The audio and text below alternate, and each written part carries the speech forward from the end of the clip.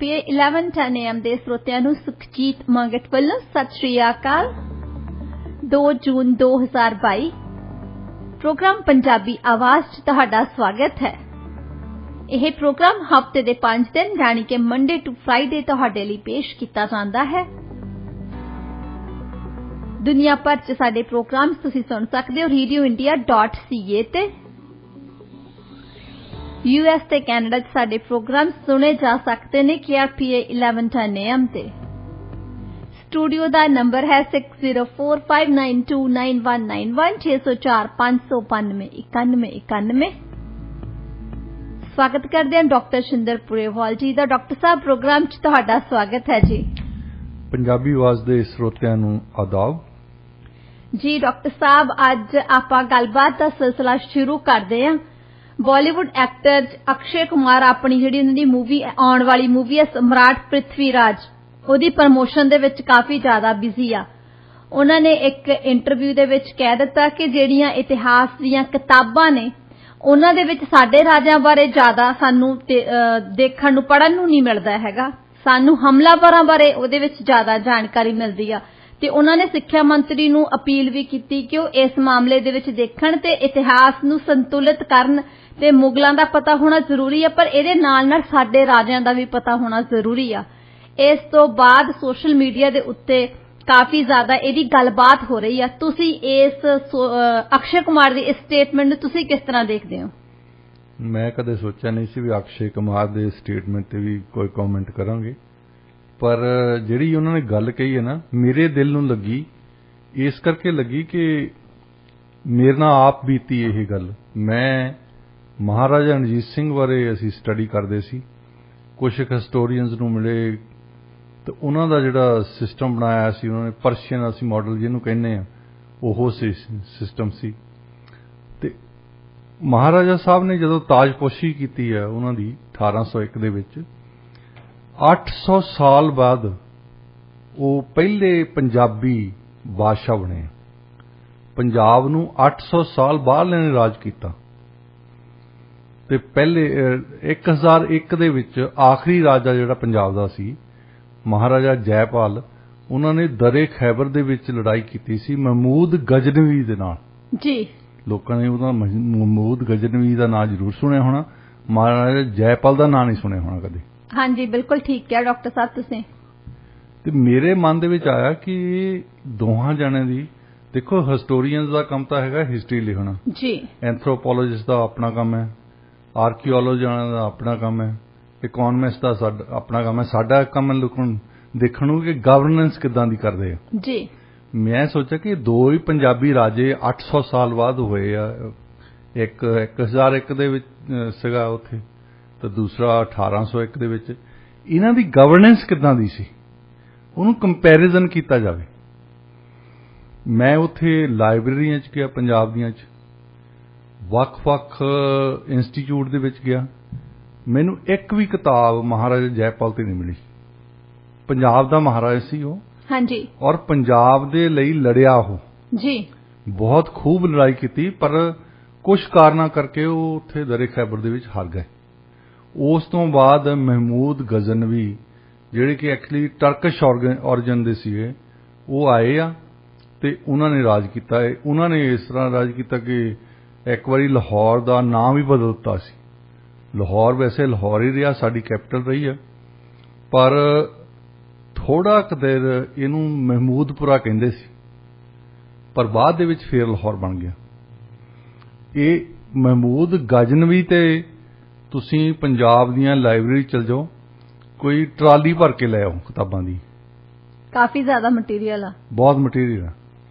ਜਿਹੜੇ ਮਹਾਰਾਜੇ ਨੇ ਪੰਜਾਬੀਆਂ ਲਈ ਲੜਾਈ ਕੀਤੀ ਹੈ ਉਹਦਾ ਨਾਂ ਨਹੀਂ ਕਿਤੇ, ਕੋਈ ਕਿਤਾਬ ਨਹੀਂ ਮੈਨੂੰ ਲੱਭੀ। ਫਿਰ ਮੈਂ ਆਰਕੀਓਲੋਜੀ ਵਾਲਿਆਂ ਦੇ ਗਿਆ ਦਿੱਲੀ ਦੇ ਵਿੱਚ, ਮੈਂ ਕਿਹਾ ਕੋਈ ਸ਼ਾਇਦ ਇਹਨਾਂ ਦੇ ਕੋਈ ਮਟੀਰੀਅਲ ਪਿਆ ਹੋਊਗਾ। ਹਾਂਜੀ, ਤੇ ਆਰਕੀਓਲੋਜੀ ਵਾਲਿਆਂ ਨੇ, ਉਹ ਤਾਂ ਬੰਦੇ ਨੇ ਮੈਨੂੰ ਬੜਾ ਵੱਡਾ ਲੈਕਚਰ ਦਿੱਤਾ ਕਿ ਅਸੀਂ ਫੋਰਨਰਸ ਨੂੰ, ਉਹ ਮੈਨੂੰ ਫੋਰਨਰ ਸਮਝਦਾ ਸੀ, ਕਹਿੰਦਾ ਉੱਥੇ ਵਾਲਿਆਂ ਨੂੰ ਅਸੀਂ ਨਹੀਂ ਦਿੰਦੇ ਹੁੰਦੇ। ਮੈਂ ਕਿਹਾ ਮੈਨੂੰ ਪਤਾ, ਮੈਂ ਇੱਥੇ ਕੋਈ ਇੱਥੇ ਵਾਲਾ ਬੰਦਾ ਲੈ ਆਊਂਗਾ ਨਾਲ, ਪਰ ਜੇ ਕੋਈ ਉਹਦੇ ਨਾਲ ਸੰਬੰਧਿਤ ਤੁਹਾਡੇ ਤੋਂ ਚੀਜ਼ਾਂ ਪਈਆਂ ਆ ਉਹ ਮੈਂ ਦੇਖਣੀਆਂ ਚਾਹੁੰਦਾ ਜੀ। ਉਹਨੇ ਪਤਾ ਨਹੀਂ ਕਿਹੜੇ ਫਾਰਮ ਦਿੱਤੇ ਮੈਨੂੰ, ਉਹ ਭਰ ਕੇ ਲਿਆ, ਆਹ ਕਰ ਉਹ ਕਰ, ਜਿੱਦਾਂ ਕਰਦੇ ਹੁੰਦੇ ਬਿਊਰੋਕਰੈਟਸ ਉੱਥੇ। ਹਾਂਜੀ। ਤੇ ਉਹਦਾ ਮਤਲਬ ਸੀ ਵੀ ਤੂੰ ਕਿਉਂ ਆਇਆ ਇੱਥੇ ਬੇਸਿਕਲੀ। ਤੇ ਫਿਰ ਮੈਂ ਇੱਕ ਹਿਸਟੋਰੀਅਨ ਨੂੰ ਦਿੱਲੀ ਦੇ ਵਿੱਚ ਮਿਲਿਆ। ਮੈਂ ਜਾ ਕੇ ਉਹਨਾਂ ਨੂੰ ਪੁੱਛਿਆ ਕਿ ਮਹਾਰਾਜਾ ਜੈਪਾਲ ਤੇ ਮੈਂ ਰਿਸਰਚ ਕਰਨੀ ਚਾਹੁੰਦਾ, ਤੇ ਮੈਨੂੰ ਕੋਈ ਕਿਤਾਬ ਵਗੈਰਾ ਕੋਈ ਮਿਲਦਾ ਹੀ ਨਹੀਂ ਕੁਛ। ਆਰਕਾਈਵਜ਼ ਦੇ ਵਿੱਚ ਵੀ ਗਿਆ ਤਾਂ ਆਰਕਾਈਵਜ਼ ਦੇ ਵਿੱਚ ਕੋਈ ਡਾਕੂਮੈਂਟ ਨਹੀਂ ਮਿਲਿਆ। ਉਹ ਕਹਿੰਦੇ ਕਿ ਉਹਨਾਂ ਦੇ ਬਾਰੇ 'ਚ ਤੁਹਾਨੂੰ ਕੁਛ ਨਹੀਂ ਮਿਲਣਾ, ਪਰ ਕੁਛ ਇੱਕ ਕਿਤਾਬਾਂ ਮਿਲ ਜਾਣੀਆਂ ਜਿਨ੍ਹਾਂ ਤੇ ਇੱਕ ਇੱਕ ਚੈਪਟਰ ਮਿਲਦਾ ਉਹਨਾਂ ਤੇ। ਇੱਕ ਵੱਡਾ ਬਾਦਸ਼ਾਹ ਹੋਇਆ ਹੋਵੇ, ਉਹਨਾਂ ਦੀਆਂ 2 ਰਾਜਧਾਨੀਆਂ ਹੁੰਦੀਆਂ ਸੀ, ਇੱਕ ਲਾਹੌਰ ਜਿਹੜੀ ਸਾਡੀ ਟ੍ਰੈਡੀਸ਼ਨਲ ਰਾਜਧਾਨੀ ਤਾਂ ਲਾਹੌਰ ਹੀ ਰਹੀ ਆ। ਹਾਂਜੀ। ਇੱਕ ਛੋਟੀ ਰਾਜਧਾਨੀ ਹੁੰਦੀ ਸੀ ਬਠਿੰਡੇ।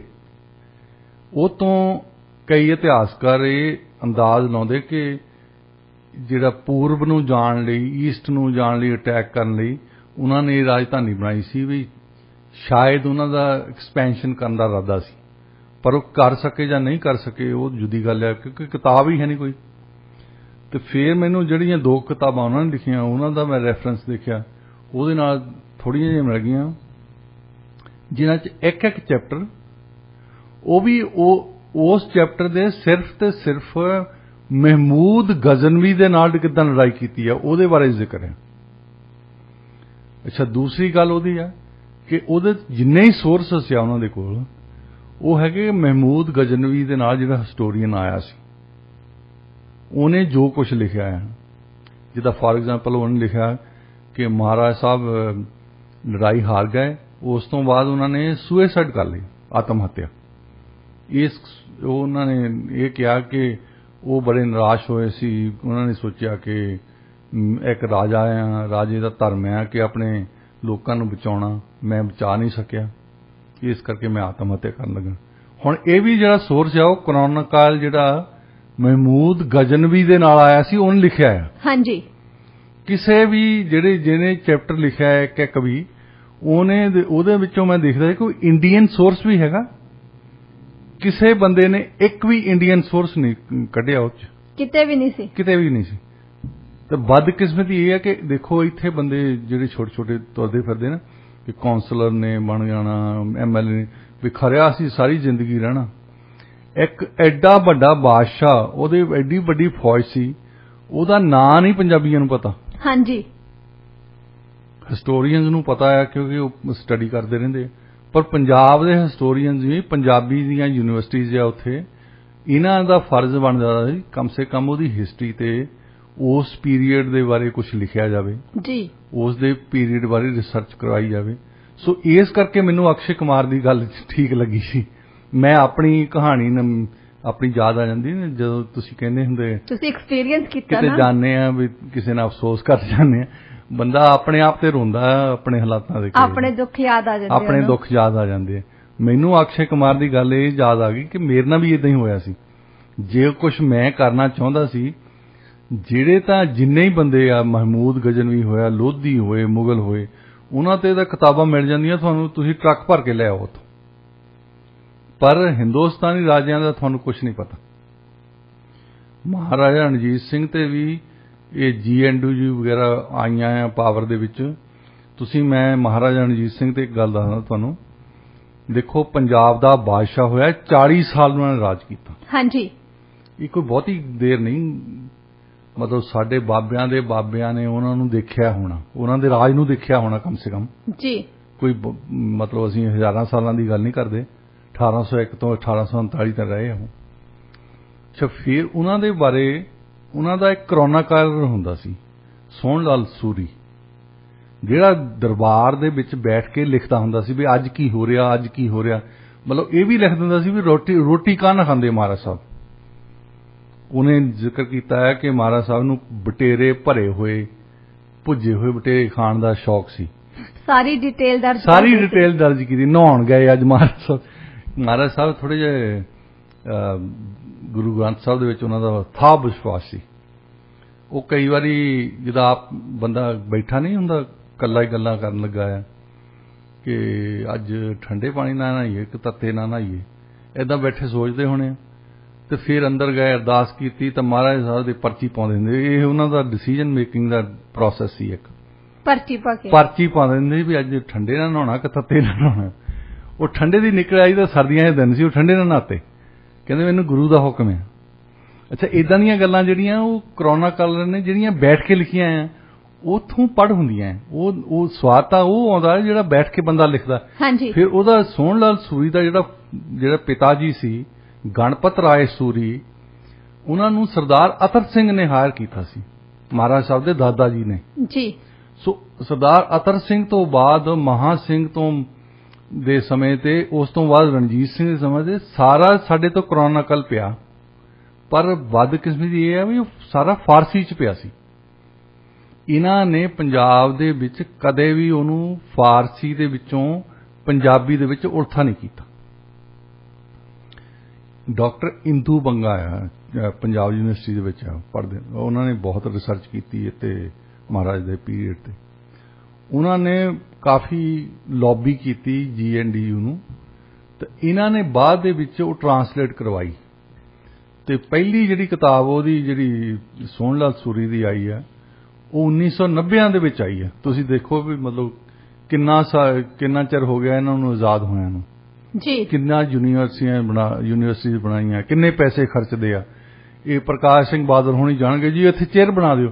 ਚੇਅਰ ਤਾਂ ਉਹਨਾਂ ਦੇ ਉਹ ਇੱਕ ਵਾਰੀ ਇਹਨਾਂ ਨੇ ਕਹਿ ਦਿੱਤਾ ਸੀ ਭਗਤ ਨਾਮਦੇਵ ਦੀ ਚੇਅਰ ਬਣਾ ਦਿਓ, ਉਹ ਦੂਜੇ ਦਿਨ ਪਤਾ ਲੱਗਾ ਵੀ ਉੱਥੇ ਚੇਅਰ ਪਹਿਲਾਂ ਹੀ ਹੈਗੀ ਆ। ਇਹ ਵੀ ਨਹੀਂ ਪਤਾ ਵੀ ਸਾਡੇ ਚੇਅਰ ਆ, ਨਾਲ ਉਹਨਾਂ ਦੇ ਵਾਈਸ ਚਾਂਸਲਰ ਬੈਠੇ ਆ, ਜਿਹਨੂੰ ਇਹ ਪਤਾ ਹੋਣਾ ਚਾਹੀਦਾ ਵੀ ਸਾਡੇ ਚੇਅਰ ਹੈਗੀ ਆ। ਹਾਂਜੀ। ਤਾਂ ਉਹ ਵੀ ਕਹਿ ਰਿਹਾ ਹਾਂ ਬਣਾ ਦਿੰਦੇ ਜੀ, ਕੋਈ ਗੱਲ ਨਹੀਂ, ਨੌਲੇਜ ਹੈ ਨਹੀਂ ਸੀ ਉਹਨਾਂ ਦੇ। ਵਾਈਸ ਚਾਂਸਲਰ ਸਟੇਜ ਤੇ ਕਹਿ ਰਿਹਾ ਵੀ ਅਸੀਂ ਅੱਜ ਅਨਾਉਂਸ ਕਰਦੇ ਹਾਂ ਚੀਫ ਮਿਨਿਸਟਰ ਦੀ ਪ੍ਰੈਜ਼ੈਂਸ ਦੇ ਵਿੱਚ ਕਿ ਇੱਥੇ ਚੇਅਰ ਬਣੂਗੀ। ਇਹ ਹਾਲਾਤ ਨੇ, ਤੇ ਇਹਨਾਂ ਹਾਲਾਤਾਂ ਦੇ ਕਰਕੇ ਦੁੱਖ ਦੀ ਨਬਜ਼ ਤੇ ਥੋੜਾ ਜਿਹਾ ਅਸਰ ਤਾਂ ਹੋਇਆ ਮੇਰੇ ਤੇ ਵੀ ਅਕਸ਼ੇ ਕੁਮਾਰ ਨੇ ਚਲੋ ਕੰਟਰੋਵਰਸੀ ਸ਼ੁਰੂ ਕੀਤੀ ਤਾਂ ਸੀ ਜੀ, ਉਹਨਾਂ ਨੇ ਗੱਲ ਤਾਂ ਕੀਤੀ ਨਾ ਜੀ। ਤੇ ਸਾਡਾ ਜਿਹੜਾ ਧਿਆਨ ਆ ਹਿੰਦੁਸਤਾਨੀ ਰਾਜਾਂ ਬਾਰੇ, ਹਿੰਦੁਸਤਾਨੀ ਸੋਰਸਸ ਬਾਰੇ ਕੋਈ ਨਹੀਂ ਜੀ। ਹੁਣ ਕੁਛ ਇੱਕ ਹਿਸਟੋਰੀਅਨਸ ਨੇ ਲੇਟਲੀ ਚਾਹੇ ਕੋਈ ਰਿਸਰਚ ਕੀਤੀ, ਜਿੱਦਾਂ ਫਾਰ ਐਗਜ਼ਾਮਪਲ ਡਾਕਟਰ BS ਉੱਥੇ ਢਿੱਲੋਂ ਆ, ਉਹਨਾਂ ਨੇ ਬੰਦਾ ਸਿੰਘ ਬਹਾਦਰ ਬਾਰੇ ਕੁਛ ਕੁ ਰਾਜਿਆਂ ਦੇ ਕੋਲ ਵਕੀਲ ਹੁੰਦੇ ਸੀ। ਵਕੀਲ ਦਾ ਮਤਲਬ ਹੁੰਦਾ ਰਿਪਰੈਜ਼ੈਂਟੇਟਿਵ, ਤੁਹਾਡਾ ਜਿਹੜੇ ਤੁਹਾਡੀ ਨੁਮਾਇੰਦਗੀ ਕਰਦਾ ਹੈ। ਇਹ ਮੁਗਲਾਂ ਦੇ ਦਰਬਾਰ ਦੇ ਵਿੱਚ ਵੀ ਬੈਠੇ ਹੁੰਦੇ ਸੀ, ਦੂਸਰੇ ਰਾਜਿਆਂ ਨਾਲ ਬੈਠੇ ਹੁੰਦੇ ਸੀ, ਦੂਸਰੇ ਸਰਦਾਰਾਂ ਨਾਲ ਗੱਲ ਕਰਦੇ ਹੁੰਦੇ ਸੀ। ਤਾਂ ਉਹ ਕਰੋਨਾ ਕਾਲ ਕਰਦੇ ਹੁੰਦੇ ਸੀ, ਲਿਖਦੇ ਹੁੰਦੇ ਸੀ, ਵੀ ਚਿੱਠੀ ਪੱਤਰ ਵੀ ਕਰਦੇ ਸੀ ਤੇ ਆਪ ਵੀ ਲਿਖਦੇ ਹੁੰਦੇ ਸੀ।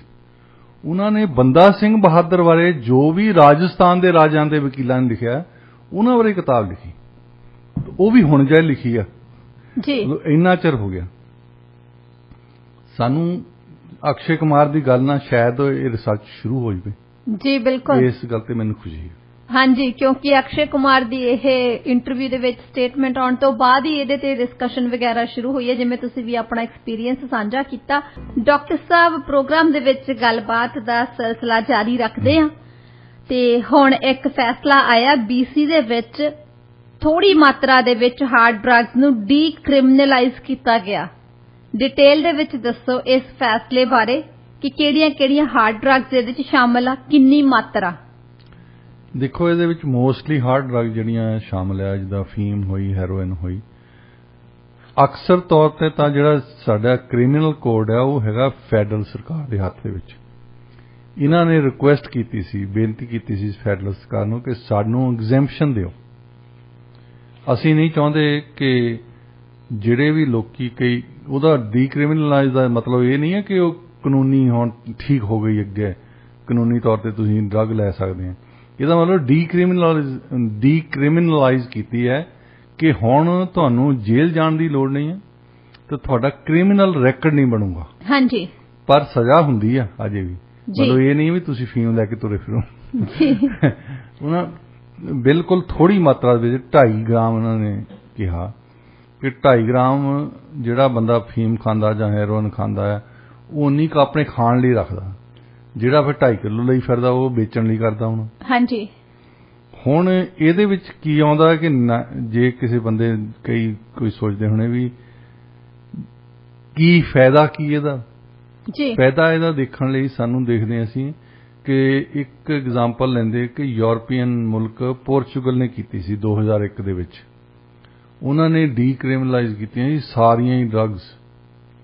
ਤੇ ਸਾਡੇ ਨਜ਼ਦੀਕ ਇੱਥੇ ਵਾਸ਼ਿੰਗਟਨ ਸਟੇਟ ਤੋਂ ਅੱਗੇ ਹੈਗਾ ਓਰੇਗਨ ਸਟੇਟ, ਇਹਨਾਂ ਨੇ ਡੀਕ੍ਰਿਮੀਨਲਾਈਜ਼ ਕੀਤੀਆਂ। ਵੱਡੀ ਐਗਜ਼ਾਮਪਲ ਹੈਗੀ ਪੋਰਚੁਗਲ, ਕਿਉਂਕਿ ਕਾਫੀ ਦੇਰ ਹੋ ਗਈ, ਉਹਨੂੰ 21 ਸਾਲ ਹੋ ਗਏ। ਤਾਂ ਉਹਦੇ ਤੋਂ ਕੀ ਉਹਨਾਂ ਨੇ ਕੀ ਕੀਤਾ ਸੀ ਕਿ ਇਹਦੀ ਸਜ਼ਾ ਇਹ ਆ ਵੀ ਜੇ ਕੋਈ ਤੁਹਾਨੂੰ ਫੜ ਹੀ ਲੈਂਦਾ ਪੁਲਿਸ ਵਾਲਾ, ਉਹ ਤੁਹਾਨੂੰ ਜੇਲ੍ਹ ਨਹੀਂ ਭੇਜਦੇ।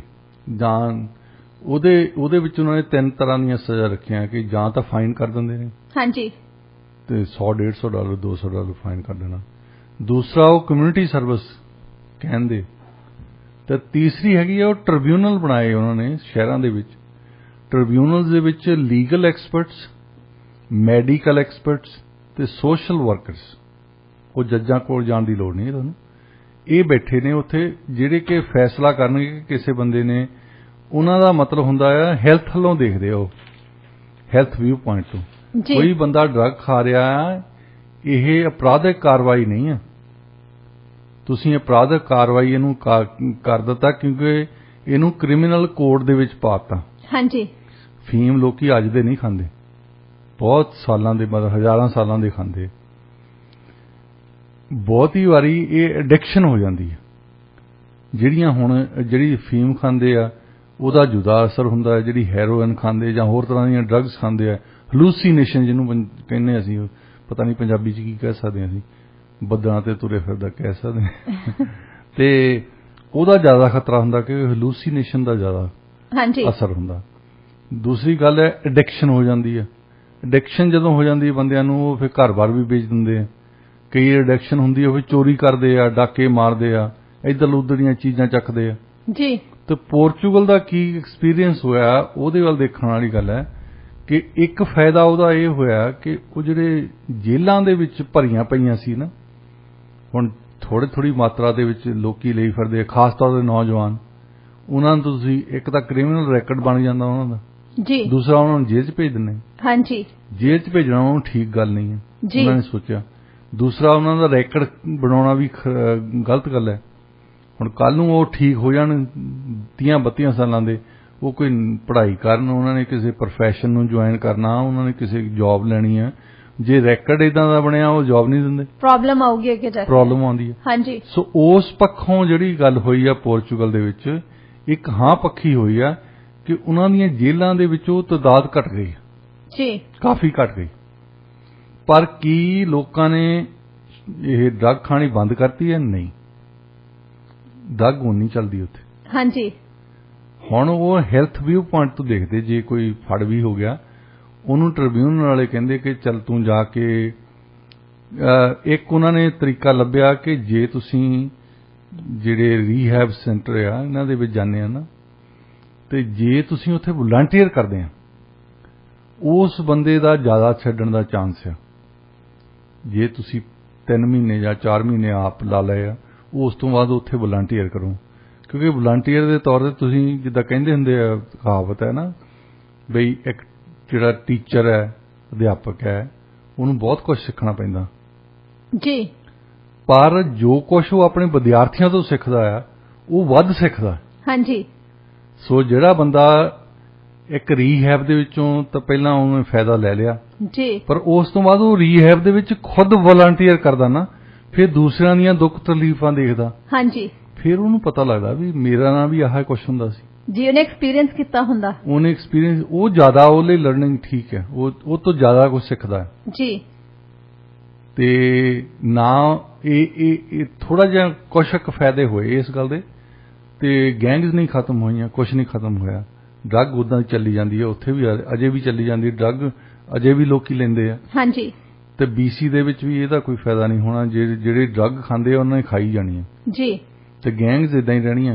ਹਾਂਜੀ, ਪਰ ਕਮ ਸੇ ਕਮ ਜਿਹੜੇ ਜੇਲ੍ਹਾਂ ਭਰਦੇ ਸੀ, ਜਿਹੜੇ ਰੈਕਡ ਖਰਾਬ ਕਰਦੇ ਸੀ, ਉਹ ਤੋਂ ਛੁਟਕਾਰਾ ਪੈ ਜਾਊਗਾ। ਹਾਂਜੀ, ਇੱਕ ਨੌਜਵਾਨ ਨੇ ਜੇ ਕਿਤੇ ਥੋੜੀ ਜਿਹੀ ਫੀਮ ਲੈ ਕੇ ਤੁਰਿਆ ਆ ਕੰਮ ਤੇ ਜਾਣ ਨੂੰ, ਉਹ ਫੜਿਆ ਗਿਆ, ਸ਼ਾਇਦ ਉਹਨੂੰ $150 $200, ਪਤਾ ਨਹੀਂ ਹਾਲੇ ਰੈਗੂਲੇਸ਼ਨ ਇਹਨਾਂ ਨੇ ਕੀ ਲਾਉਣਾ ਹੈ। ਹਾਂਜੀ, ਉਹ ਫੈਡਰਲ ਸਰਕਾਰ ਡਿਸਾਈਡ ਕਰੂਗੀ। ਕਿ ਕਿੰਨੇ ਉਹਨੂੰ ਫਾਈਨ ਕਰਨਾ ਜਾਂ ਉਹਨੂੰ ਟ੍ਰਿਬਿਊਨਲ ਕੋਲ ਭੇਜਣਾ ਜਾਂ ਉਹਨੂੰ ਵਲੰਟੀਅਰ ਵਰਕ ਕਰਨ ਲਈ ਕਹਿਣਾ, ਤੇ ਉਹ ਤਾਂ ਡਿਪੈਂਡ ਕਰਦਾ। ਤੇ ਇਹਦਾ ਫਾਇਦਾ ਇੱਕ ਹੈਗਾ, ਪੋਰਚੁਗਲ ਦੇ ਮੈਂ ਤਜਰਬੇ ਦੀ ਗੱਲ ਕਰਦਾ ਕਿ ਇਹ ਫਾਇਦਾ ਹੈ ਕਿ ਉਹਨਾਂ ਨੂੰ ਜੇਲ੍ਹਾਂ ਤੋਂ ਬਾਹਰ ਰੱਖੋ ਤੇ ਉਹਨਾਂ ਦਾ ਰੈਕੋਰਡ ਨਹੀਂ ਬਣੂਗਾ। ਜੀ, ਜਦੋਂ ਫਿਰ ਉਹਨਾਂ ਦਾ ਮਨ ਹੁੰਦਾ ਇਸ ਚੀਜ਼ ਤੋਂ ਬਾਹਰ ਆਉਣ ਦਾ, ਅੱਗੇ ਜਾ ਕੇ ਕੁਝ ਪੜ੍ਹਾਈ ਲਿਖਾਈ ਕਰਕੇ ਅੱਗੇ ਜਾਣ ਦਾ, ਤਾਂ ਉਹਨਾਂ ਨੂੰ ਫਿਰ ਕੋਈ ਪ੍ਰੋਬਲਮ ਉਹ ਕਰ ਸਕਦੇ ਆ। ਤੇ ਕਿੰਨੇ ਸਮੇਂ ਦੇ ਲਈ ਇਹਨਾਂ ਨੇ ਦੇਖਣਾ ਇਸ ਚੀਜ਼ ਨੂੰ? ਇਹਦਾ ਕੋਈ ਪਾਰਟਿਕੂਲਰ ਟਾਈਮ ਹੈਗਾ ਕਿ ਇਹ 3 ਸਾਲ ਲਈ ਇਹਨਾਂ ਨੇ ਦਿੱਤਾ ਐਗਜ਼ੈਂਪਸ਼ਨ। 3 ਸਾਲ ਲਈ? 3 ਸਾਲ ਤੋਂ ਬਾਅਦ ਫਿਰ ਉਹ ਰਿਵਿਊ ਕਰਨਗੇ ਜੀ। ਇਹ ਇਕੱਲੇ BC ਲਈ ਹੈ ਵੈਸੇ, ਹਾਂਜੀ, ਹੋਰ ਕਿਸੇ ਪ੍ਰੋਵਿੰਸ ਨੂੰ ਐਗਜ਼ੈਂਪਸ਼ਨ ਨਹੀਂ ਦਿੱਤੀ। ਕੈਨੇਡਾ ਦੇ ਵਿੱਚ ਸਿਰਫ BC 'ਚ ਪਹਿਲੀ ਵਾਰੀ ਇਹ ਕਰ ਰਹੇ ਆ। BC ਇਕੱਲੇ BC ਨੂੰ ਉਹਨਾਂ ਨੇ ਐਗਜ਼ੈਂਪਸ਼ਨ ਦਿੱਤੀ ਹੈ ਜੀ। ਡਾਕਟਰ ਸਾਹਿਬ, ਰੁੱਖ ਕਰਦੇ ਹਾਂ ਅਗਲੀ ਖਬਰ ਵੱਲ। ਵਰਚੁਅਲ ਕੈਸ਼ੀਅਰਸ ਆ ਜਿਹੜੇ ਆਊਟਸੋਰਸਿੰਗ ਤੋਂ ਹਾਇਰ ਕੀਤੇ ਜਾਂਦੇ ਆ, ਉਹਨਾਂ ਨੂੰ $5 ਪ੍ਰਤੀ ਘੰਟੇ ਤੋਂ ਵੀ ਘੱਟ ਦਿੱਤਾ ਜਾ ਰਿਹਾ। ਕੀ ਕਹਿਣਾ ਚਾਹੋਗੇ ਇਸ ਤੇ ਤੁਸੀਂ? ਦੇਖੋ, ਇਹ ਟ੍ਰੈਂਡ ਤਾਂ ਬਹੁਤ ਦੇਰ ਪੁਰਾਣਾ ਸੀ। ਇੱਥੇ ਦੀਆਂ ਕੰਪਨੀਆਂ ਨੇ, ਖਾਸ ਤੌਰ ਤੇ ਕੰਪਿਊਟਰਸ ਦੀਆਂ ਕੰਪਨੀਆਂ ਜਿਹੜੀਆਂ ਸੀ, ਇਹਨਾਂ ਨੇ ਕਾਲ ਸੈਂਟਰ ਇੱਕ ਜ਼ਮਾਨੇ 'ਚ ਇੰਡੀਆ 'ਚ ਬਹੁਤ ਬਣਾਏ ਸੀ। ਹਾਂਜੀ, ਇੰਡੀਆ ਤੋਂ ਇਲਾਵਾ ਹੋਰ ਦੇਸ਼ਾਂ ਦੇ ਵਿੱਚ ਵੀ ਬਣਾਏ ਸੀ ਕਿ ਜਿੱਥੇ ਸਸਤੀ ਲੇਬਰ ਆ ਉਹ। ਇਹ ਹੁਣ ਜਿਹੜੀ ਐਗਜ਼ਾਮਪਲ ਹੈ ਇਹ ਹੈਗੀ ਫਰੈਸ਼ੀ ਕੰਪਨੀ, ਇੱਕ ਇਹ ਫੂਡ ਵਾਲੀ ਕੰਪਨੀ ਆ। ਹਾਂਜੀ, ਤੇ ਇਹਨਾਂ ਨੇ ਕੈਸ਼ੀਅਰ ਜਿਹੜੇ, ਜਦੋਂ ਤੁਸੀਂ ਆਰਡਰ ਕਰਦੇ ਆ ਨਾ, ਤਾਂ ਕੈਸ਼ੀਅਰ ਦੂਸਰੇ ਦੇਸ਼ਾਂ 'ਚ ਆਊਟਸੋਰਸਿੰਗ ਕੀਤੀ ਆ। ਜੀ ਜੀ। ਤਾਂ ਉਹਨਾਂ ਨੂੰ ਪੈਸੇ ਬਹੁਤ ਘੱਟ ਦਿੰਦੇ ਆ।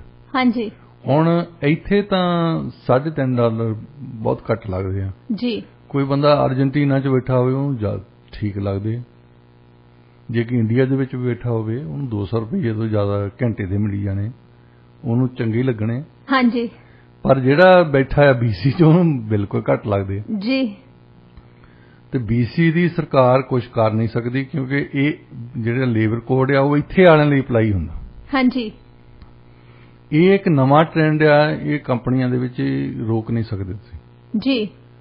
ਹੁਣ ਇੱਕ ਇਹ ਜਿਹੜੀ ਕੰਪਨੀ ਆ ਇਹਦੇ ਵਿੱਚ ਇਹ ਤੁਸੀਂ ਕਹਿ ਲਓ ਕਿ ਇੱਕ ਨਵੀਂ ਪੀੜ੍ਹੀ ਨੇ ਹੋਰ ਤਰੀਕਾ ਸ਼ੁਰੂ ਕੀਤਾ ਆ।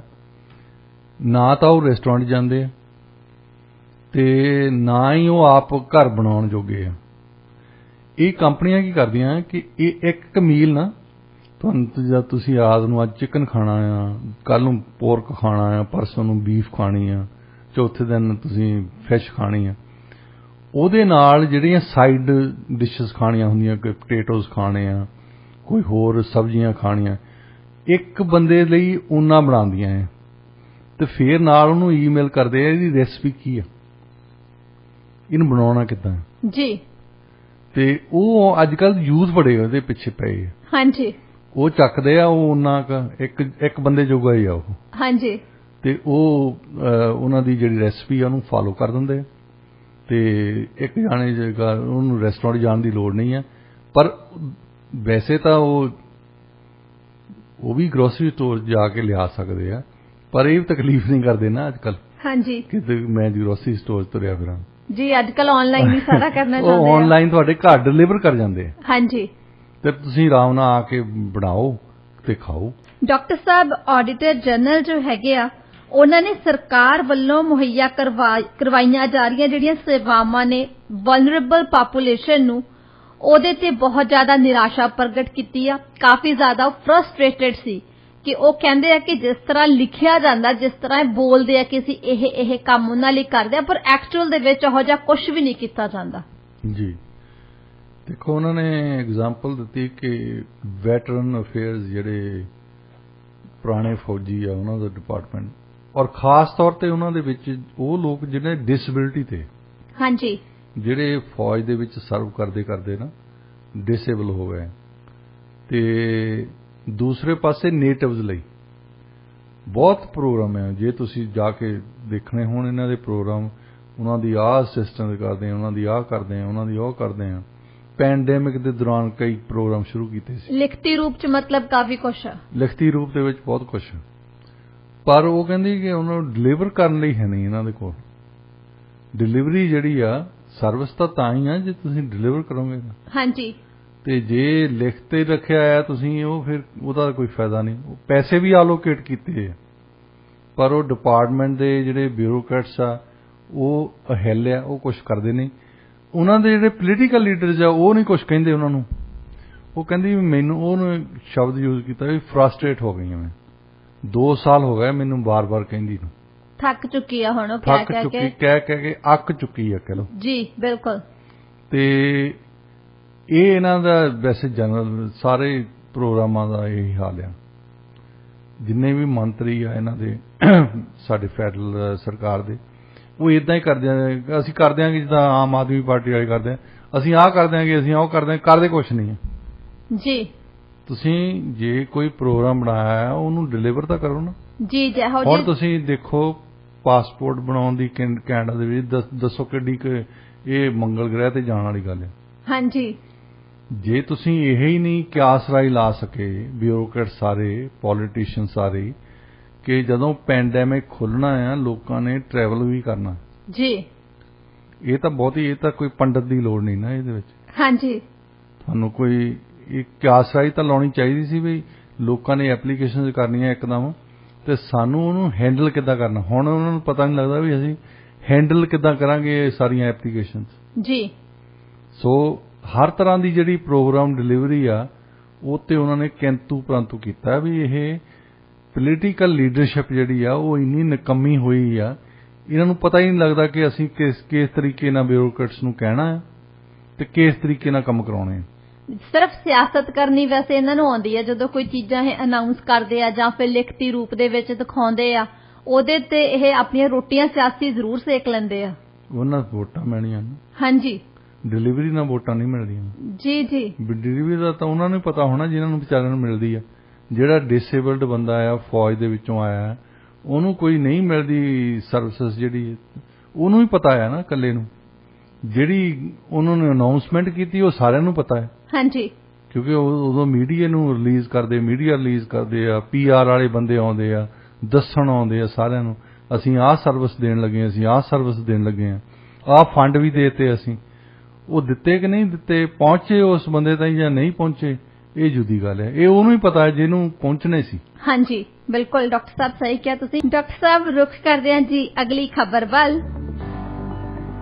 BTS ਬੈਂਡ ਜੋ ਕਾਫੀ ਜ਼ਿਆਦਾ ਮਸ਼ਹੂਰ ਆ, ਉਹਨਾਂ ਨੇ ਵਾਈਟ ਹਾਊਸ ਦੀ ਪ੍ਰੈਸ ਬਰੀਫਿੰਗ ਦੇ ਵਿੱਚ ਹਿੱਸਾ ਲਿਆ ਤੇ ਪ੍ਰੈਜ਼ੀਡੈਂਟ ਜੋ ਬਾਈਡਨ ਦੇ ਨਾਲ ਵੀ ਮੁਲਾਕਾਤ ਕੀਤੀ। ਐਂਟੀ ਏਸ਼ੀਅਨ ਹੇਟ ਕ੍ਰਾਈਮ ਦੇ ਮੁੱਦੇ ਤੇ ਉਹਨਾਂ ਨੇ ਡਿਸਕਸ਼ਨ ਕੀਤੀ ਆ। ਕਿਸ ਤਰ੍ਹਾਂ ਦੇਖਦੇ ਹੋ ਇਸ ਖਬਰ ਨੂੰ?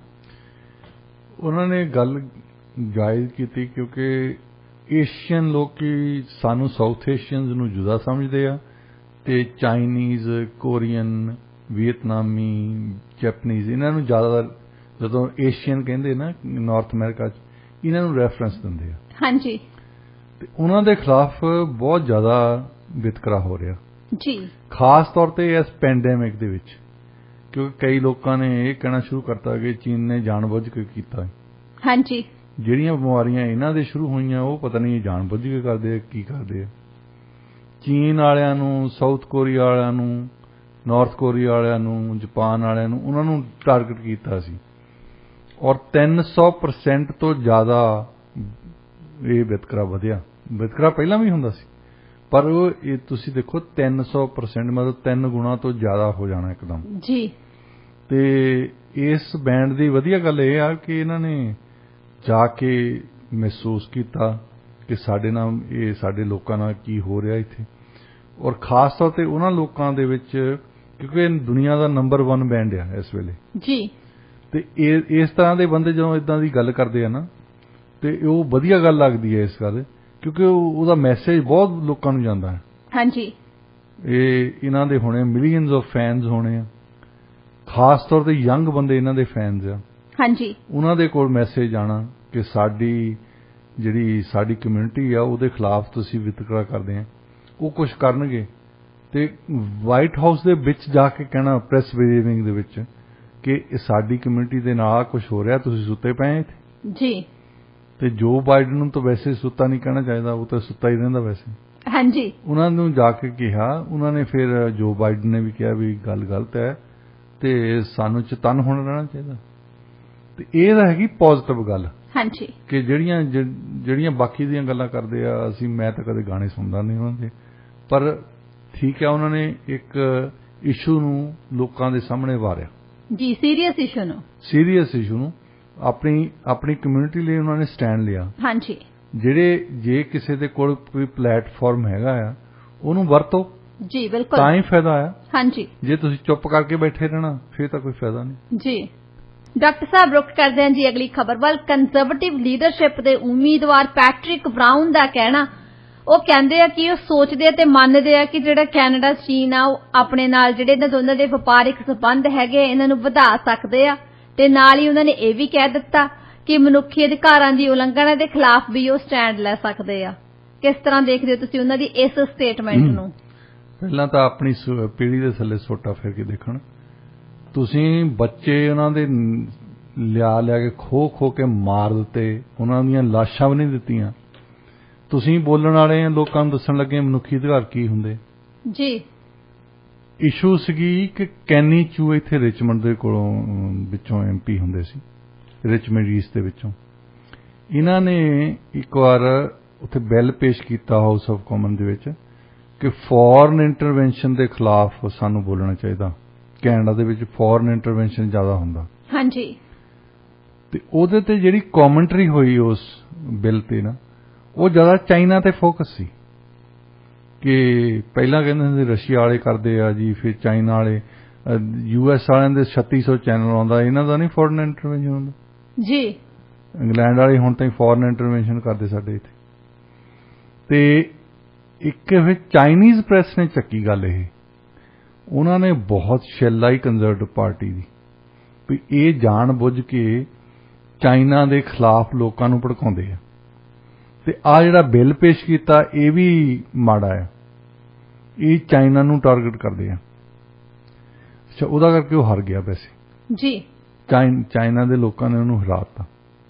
ਤੇ ਹੁਣ ਪੈਟਰਿਕ ਬਰਾਊਨ ਇਹ ਕਹਿਣਾ ਚਾਹੁੰਦਾ ਸੀ ਕਿ ਅਸੀਂ ਜਿਹੜੀ ਨੁਕਤਾਚੀਨੀ ਕਰਦੇ ਆ ਚਾਈਨਾ ਦੀ ਸਰਕਾਰ ਹੋ ਰਿਹਾ, ਪਰ ਲੋਕਾਂ ਦੀ ਨਹੀਂ ਕਰਦੇ ਅਸੀਂ।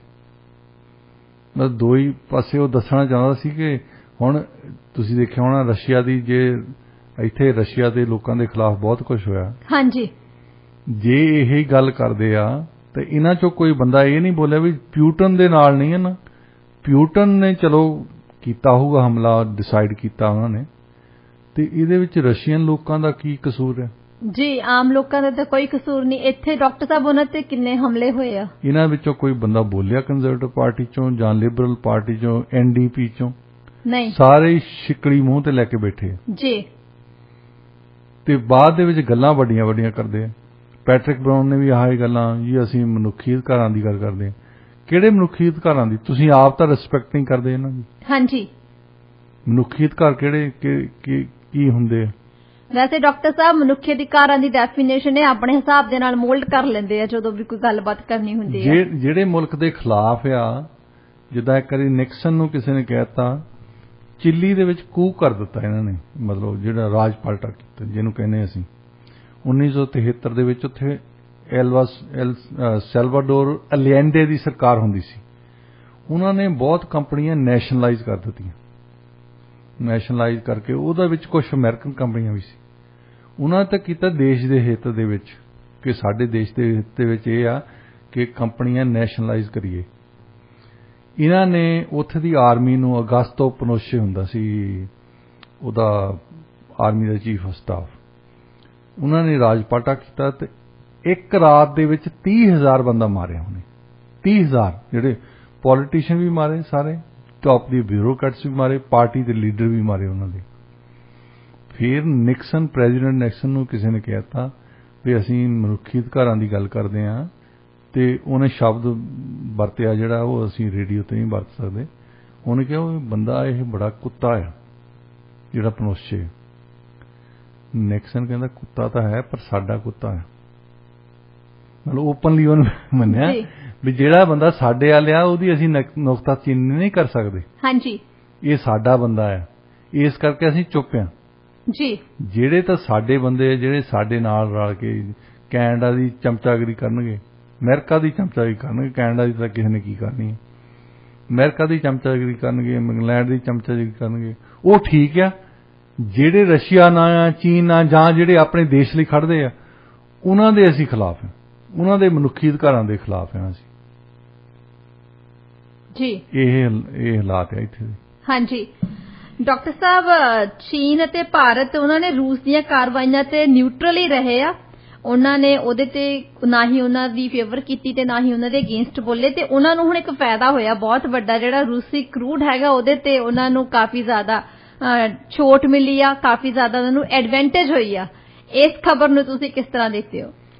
ਦੇਖੋ, ਇੰਟਰਨੈਸ਼ਨਲ ਰਿਲੇਸ਼ਨ ਚ ਇੱਕ ਗੱਲ ਪੜਾਉਂਦੇ ਹੁੰਦੇ ਆ ਕਿ ਜੇ ਲੜਾਈ ਹੋ ਰਹੀ ਹੋਵੇ ਨਾ ਤਾਂ ਉਸ ਵੇਲੇ ਕੁਝ ਅਪਰਚੁਨਿਟੀਜ਼ ਵੀ ਹੁੰਦੀਆਂ, ਮੌਕੇ ਹੁੰਦੇ, ਚੰਗੇ ਵੀ ਮੌਕੇ ਮਿਲਦੇ ਆ।